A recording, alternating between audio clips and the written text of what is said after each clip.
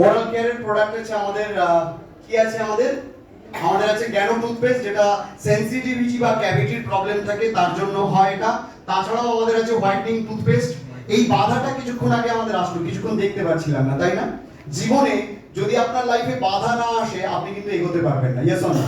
বাধা আসবে। আজকে এখানে শুনে যাচ্ছেন, বাড়িতে যাবেন, এসেই বাড়ির লোকরা বলবে তো ওসব করতে হয় না, ওসব অনেক দেখেছি, ওসব হয় না। অ্যাকচুয়ালি গাড়ি আমরা যখন চালাই রাস্তাতে আমাদের কিন্তু বাম্পার পড়ে। Yes or no?